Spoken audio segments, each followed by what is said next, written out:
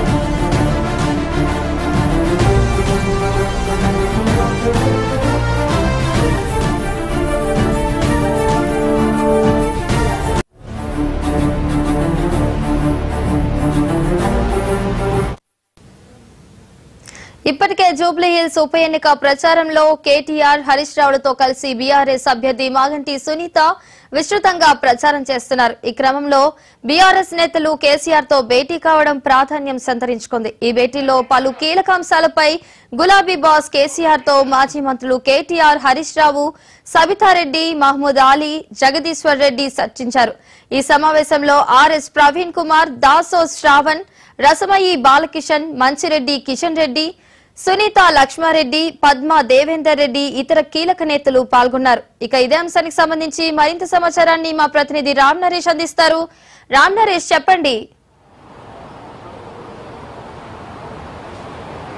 మళ్ళీ ప్రధానంగా చూసుకుంటే ఏదైతే జూబ్లీహిల్స్ ఉప ఎన్నిక ఉందో ఉప ఎన్నికకు సంబంధించి బీఆర్ఎస్ పార్టీ ప్రచార వ్యూహంలో భాగంగా ఈరోజు ఎర్రవల్లి ఫామ్ హౌస్లో కేసీఆర్ తో కీలక భేటీ అయితే జరిగింది. దాదాపు 2.5 గంటల పాటు ఎర్రవల్లి ఫామ్ హౌస్ లో జరిగిన ఈ కీలక సమావేశంలో పార్టీకి సంబంధించిన ముఖ్య నేతలంతా కూడా పాల్గొన్నారు. ప్రధానంగా చూసుకుంటే పార్టీ వర్కింగ్ ప్రెసిడెంట్ కేటీఆర్, అదేవిధంగా మాజీ మంత్రి హరీష్ రావుతో పాటు మాజీ మంత్రులు, అదేవిధంగా ఎమ్మెల్యేలు, ఎమ్మెల్సీలు, అదేవిధంగా హైదరాబాద్ గ్రేటర్ కార్పొరేటర్లు, అదేవిధంగా పార్టీకి సంబంధించిన కీలక నేతలంతా కూడా పాల్గొన్నారు. అయితే ఇక్కడ కేసీఆర్ పార్టీకి సంబంధించి సిట్టింగ్ స్థానాన్ని ఎట్టి పరిస్థితిలో కోల్పోకూడదు, జూబ్లీహిల్స్ ఉప ఎన్నికకు సంబంధించి ఎట్టి పరిస్థితిలో సిట్టింగ్ స్థానాన్ని మళ్లీ కైవసం చేసుకోవాలి, మాగంటి గోపీనాథ్ అకాల మరణంతో ఏర్పడుతున్న ఈ ఉప ఎన్నిక ఏదైతే ఉందో దీన్ని తప్పనిసరిగా బీఆర్ఎస్ గెలుచుకోవాలి. ఈ ఎన్నిక గెలవడం ద్వారా త్వరలో జరగబోయే జీహెచ్ఎంసీ ఎన్నికలు కానీ అదేవిధంగా స్థానిక సంస్థల ఎన్నికల్లో కూడా బీఆర్ఎస్ పార్టీ వైపు ప్రజలు ఉండే అవకాశం ఉంటుంది. కాబట్టి ఈ ఎన్నికలను చాలా ప్రతిష్టాత్మకంగా తీసుకోవాలి. ఇప్పటికే ఏదైతే డోర్ టు డోర్ క్యాంపెయినింగ్ నిర్వహించారో దానికి సంబంధించిన రిపోర్టు కేసీఆర్ కు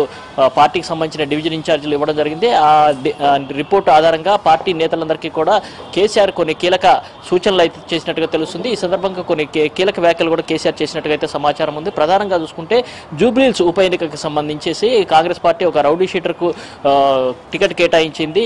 శాంతి భద్రత కాపాడాలంటే జూబ్లీహిల్స్ ప్రజలు అంతా కూడా బీఆర్ఎస్ కి ఓటు వేయాలని చెప్పేసి కూడా ఆయన కోరినట్టుగా తెలుస్తుంది. ఈ అంశాన్ని ప్రజల్లోకి విస్తృతంగా తీసుకువెళ్లాలని కూడా ఆయన చెప్తున్నట్టుగా సమాచారం అయితే ఉంది. మొత్తంగా చూసుకుంటే ఇప్పుడు జూబ్లీహిల్స్ ఉప ఎన్నికకు సంబంధించి ఇప్పటికే డోర్ టు డోర్ క్యాంపెయిన్ నిర్వహించారు. ప్రభుత్వ వ్యతిరేకత ఎక్కువగా ఉంది కాబట్టి ఆ అంశాన్ని ప్రజల్లోకి తీసుకువెళ్ళాలి. రాష్ట్ర వ్యాప్తంగా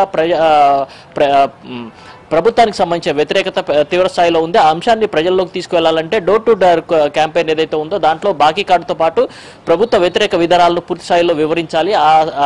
వివరించడంతో పాటు గత 10 ఏళ్లలో కేసీఆర్ చేసిన అభివృద్ధి పనులు ఏవైతే ఉన్నాయో, అదేవిధంగా మాగంటి గోపీనాథ్ చేపట్టిన అభివృద్ధి పనులు ఏవైతే ఆ అంశాలన్నింటినీ కూడా ప్రజలకు వివరించాలి. ప్రధానంగా చూసుకుంటే మైనార్టీలు ఎక్కువగా ఉన్న నేపథ్యంలో మైనార్టీలపై కాన్సన్ట్రేషన్ చేయాలని చెప్పేసి కూడా కేసీఆర్ సూచించినట్టుగా తెలుస్తుంది. మరోవైపు పార్టీ కార్యక్రమాలు ఇప్పటివరకు నిర్వహించిన డివిజన్ ఇన్ఛార్జీలు కానీ అదేవిధంగా క్లస్టర్ ఇన్ఛార్జీలు ఎవరైతే ఉన్నారో వాళ్ళు ప్రజల నుంచి ఏ విధంగా సానుకూలత వచ్చింది, అంటే ప్రచార సందర్భంగా ప్రజల నుంచి ఏ విధంగా సానుకూలత వచ్చింది, ఆ అంశాన్ని తమకు అనుకూలంగా మార్చుకోవాలంటే ఇంకా ఏం చేయాలి అనే దానికి సంబంధించి కూడా పార్టీ నేతలకు దిశానిర్దేశం చేసినట్టుగా తెలుస్తుంది. ప్రధానంగా చూసుకుంటే పార్టీ వ్యవహారాలన్నిటికి సంబంధించి ఇంకా కీలకంగా అంటే గ్రౌండ్ స్థాయిలో ప్రతి ఒక్క ఇంటికి ప్రతి ఒక్క కార్యకర్త వెళ్లి ప్రచారం నిర్వహించాలి. ఏదైతే జూబ్లీహిల్స్ నియోజకవర్గానికి సంబంధించి గతంలో చేసిన అభివృద్ధి కార్యక్రమాలు కానీ కేసీఆర్ హయాంలో ఇచ్చిన తోఫాలు కానీ ఇవన్నిటిని కూడా వివరించాలి. అదేవిధంగా కాంగ్రెస్ ప్రభుత్వం అధికారంలోకి వచ్చాక గత 10 ఏళ్ళ నుంచి ఏదైతే సంక్షేమ పథకాలు అమలు చేశామో అవన్నీ కూడా కాంగ్రెస్ పార్టీ అధికారంలోకి వచ్చాక పూర్తిగా మాయమయ్యాయి. ఈ అంశాన్ని ప్రజల్లోకి పూర్తిగా తీసుకువెళ్ళాలి.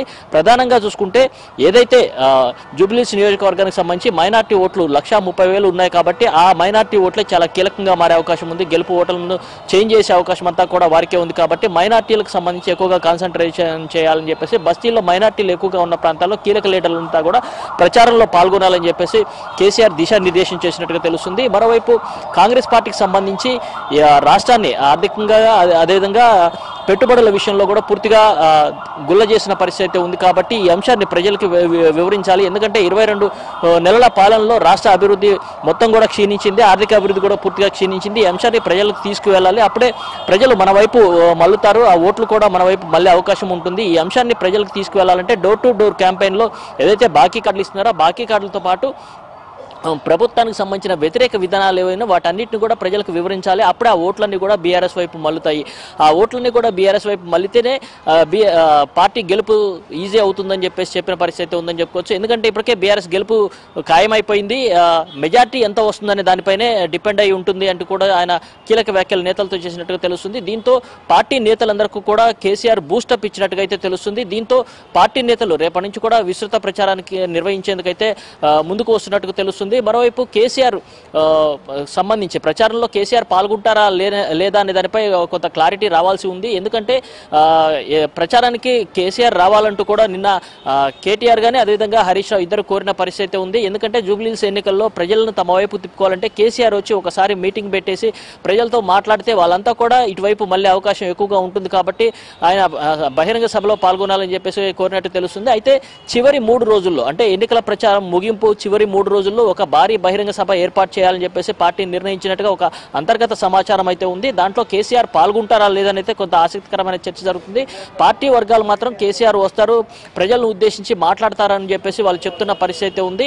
మొత్తంగా చూసుకుంటే ఈ రోజు ఎర్రవల్లి ఫామ్ హౌస్ లో దాదాపు 2.5 గంటల పాటు పార్టీ నేతలందరితో కూడా ఎన్నికల ప్రచారానికి సంబంధించి కీలక దిశానిర్దేశం అయితే కేసీఆర్ చేసిన పరిస్థితి ఉందని చెప్పుకోవచ్చు. ఎందుకంటే జూబ్లీహిల్స్ ఎన్నికలు గెలవడం ద్వారా రాబోయే జీహెచ్ఎంసీ ఎన్నికలను అదేవిధంగా స్థానిక సంస్థల ఎన్నికలను గెలుచుకునే అవకాశం ఉంటుంది.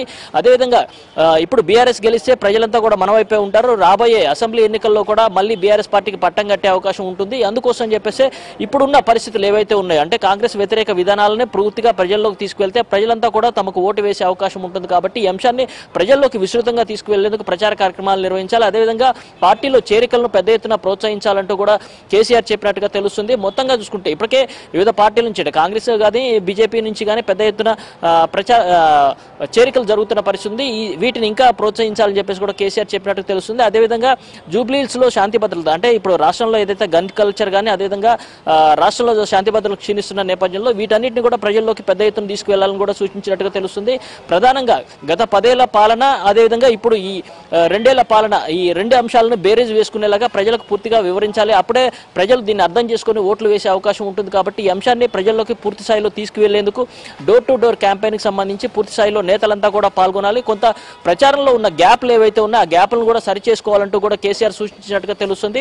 మొత్తంగా చూస్తే పక్కా ప్రణాళికతో బీఆర్ఎస్ జూబ్లీహిల్స్ ఎన్నికలకు సంబంధించి ప్రచార కార్యక్రమాలు నిర్వహిస్తుంది. ఇప్పటికే అందరికన్నా ముందు ఎన్నికలకు సంబంధించి అభ్యర్థిని ప్రకటించడం ఆ తర్వాత డోర్ టు డోర్ బాకీ కార్డులతో ప్రచారం నిర్వహిస్తున్న నేపథ్యంలో ఈ ప్రచారాన్ని మరింత విస్తృతంగా తీసుకువెళ్లాలని చెప్పేసి బీఆర్ఎస్ భావిస్తుంది. అందుకు సంబంధించి పార్టీ నేతలందరితో కూడా కేసీఆర్ కీలక సమావేశం నిర్వహించి వాళ్ళందరికీ కూడా దిశానిర్దేశం చేసిన పరిస్థితి ఉంది.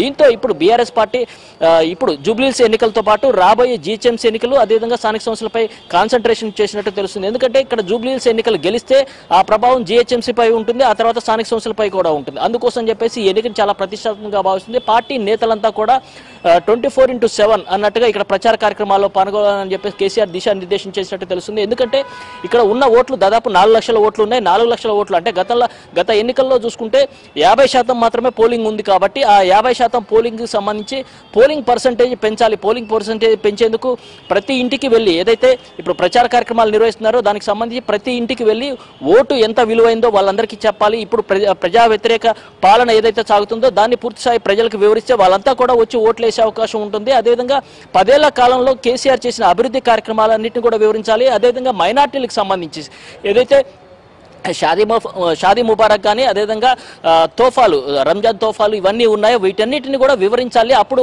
వాళ్ళు ఈ మైనార్టీలంతా కూడా బీఆర్ఎస్ వైపు మళ్ళీ అవకాశం ఉంటుంది. అదేవిధంగా ఇప్పుడు కాంగ్రెస్ ప్రభుత్వం అధికారంలోకి వచ్చాక మైనార్టీలకు ఇటు ఎమ్మెల్యే కానీ ఎమ్మెల్సీ కానీ అదేవిధంగా కార్పొరేషన్ చైర్మన్లు కానీ ఇవ్వలేదు. మైనార్టీల సంక్షేమానికి ఎలాంటి నిధులు కేటాయించట్లేదు. ఈ అంశాన్ని ప్రజల్లోకి విస్తృతంగా తీసుకువెళ్ళాలి. అప్పుడు ఆ మైనార్టీ ఓట్లు దాదాపు 1,30,000 మైనార్టీ ఓట్లు ఉన్నాయి. కాబట్టి అవి బీఆర్ఎస్ వైపు మళ్ళీతే పార్టీకి ఆధిక్యం అనేది పెరుగుతుంది. కాబట్టి ఈ విషయంపై నేతలంతా కూడా కాన్సన్ట్రేషన్ చేయాలని చెప్పేసి మైనార్టీలు ఎక్కువగా ఉన్న బస్తీలు ఏవైతే ఉన్నాయో ఆ బస్తీల్లో హరీష్ రావు అండ్ కేటీఆర్ ఇద్దరు కూడా ప్రచార కార్యక్రమాలు విస్తృతంగా నిర్వహించాలంటూ కూడా కేసీఆర్ సూచించినట్టుగా తెలుస్తుంది. దీంతో రేపటి నుంచి ప్రచార కార్యక్రమాన్ని ముమ్మరం చేసేందుకు బీఆర్ఎస్ పార్టీ నేతలంతా సిద్ధమవుతున్న పరిస్థితి ఉంది. దీంతో ఇప్పుడు ఏదైతే కాంగ్రెస్ పార్టీకి సంబంధించి అధికార పార్టీకి సంబంధించి ఇప్పటికే 3 మంత్రులు అదేవిధంగా కార్పొరేషన్ చైర్మన్లు ఉన్నారు. అదేవిధంగా త్వరలో సీఎం కేసీఆర్ కూడా సీఎం రేవంత్ రెడ్డి కూడా ప్రచార కార్యక్రమాల్లో పాల్గొనే అవకాశం ఉన్న నేపథ్యంలో దానికి ధీటుగా బీఆర్ఎస్ కూడా ప్రచార కార్యక్రమాలు నిర్వహించాలని చెప్పి భావిస్తున్నారు. అందులో భాగంగా రోడ్ షోలు అదేవిధంగా కార్నర్ మీటింగ్లు అదేవిధంగా బైక్ ర్యాలీలు నిర్వహించాలని చెప్పేస్తున్నారు. అదేవిధంగా బస్తీల్లో ఎవరైతే కీలక నేతలు ఉన్నారో వాళ్ళందరితో కూడా కార్నర్ మీటింగ్లు ఏర్పాటు చేసి వాళ్ళని బీఆర్ఎస్ వైపు మళ్ళీలాగా చూడాలని చెప్పేసి కూడా కేసీఆర్ ఆదేశించినట్టు తెలుస్తుంది. దీంతో రేపటి నుంచి ప్రచార కార్యక్రమాలు ముమ్మరం చేయనున్నారు. ప్రతిరోజు ఏదైతే ప్రచార కార్యక్రమాలు నిర్వహిస్తారో వాటి రిపోర్ట్ అంతా కూడా వార్ రూమ్ కి ఇవ్వాలి. అక్కడ ఏదైనా గ్యాప్స్ ఉంటే ఆ వార్ రూమ్ నుంచి కొన్ని ప్రణాళికలు ఇస్తారు. ఆ ప్రణాళికలు అమలు చేస్తే గెలుపు మాత్రం తథ్యమంటూ కూడా కేసీఆర్ ఆదేశాలు ఇచ్చినట్టుగా తెలుస్తుంది. దీంతో ఇప్పుడు బీఆర్ఎస్ పార్టీకి సంబంధించి పార్టీ నేతలందరికీ కేసీఆర్ చేసిన సూచనలు ఏదైతే ఉన్నాయో బూస్టప్ లాగా ఉన్నాయి. దీంతో రేపటి నుంచి ప్రచార కార్యక్రమాల్లో విస్తృతంగా పాల్గొనే అవకాశాలు అయితే ఉన్నట్టుగా తెలుస్తుంది. Valli thank you Ram Naresh.